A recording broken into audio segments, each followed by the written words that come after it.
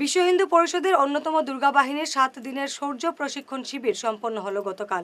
করিমগঞ্জ সরস্বতী বিদ্যানিকেতনে গত 8 জুলাই থেকে এই শিক্ষাবর্গ শুরু হয়েছিল। গতকাল সমারোহ অনুষ্ঠানে প্রধান অতিথি ছিলেন রবীন্দ্র সদন কলেজের প্রাক্তন উপাধ্যক্ষা শর্মিষ্ঠা খানজাঞ্চি।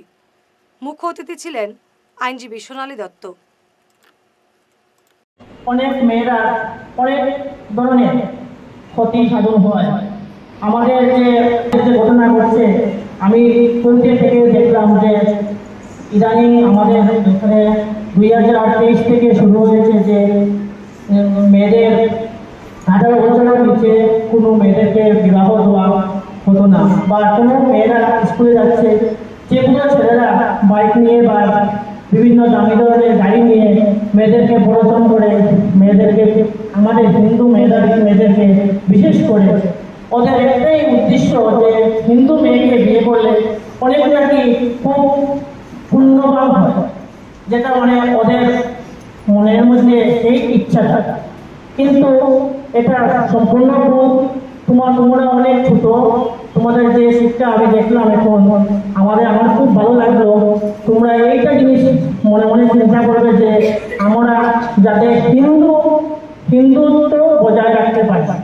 আমরা কোনো সময় মুসলিম যে কোনো ছেলে হোক, ওর চেহারা, ছবি বা ওর টাকা পয়সা, দাম্পত্য জীবন এইসব দেখে তোমরা কোনো সময় অন্যদিকে মন দিবে না।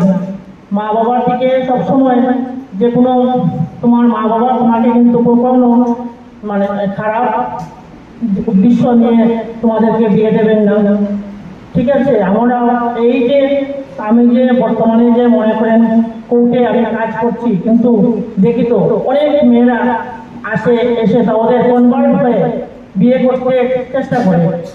কি হচ্ছে আমাদের এই দেশে বৈদিক যুগ থেকে নারীদের কিন্তু একটা প্রাধান্য, একটা ভালো অবস্থা ছিল।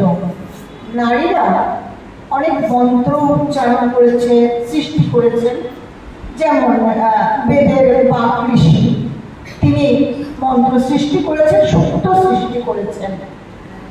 উপনিষদের গার্গী, মৈত্রেয়ী, এরাও কি করেছেন? মন্ত্র উচ্চারণ করেছেন, এবং এরা সমানভাবে পুরুষের পাশে বসে যজ্ঞে বসতেন।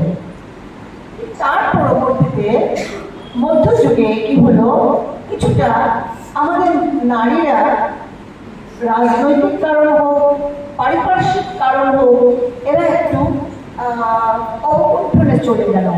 আমাদের এখানে দুর্গা বাহিনীর বিগত 8 তারিখে শুরু হয়েছে।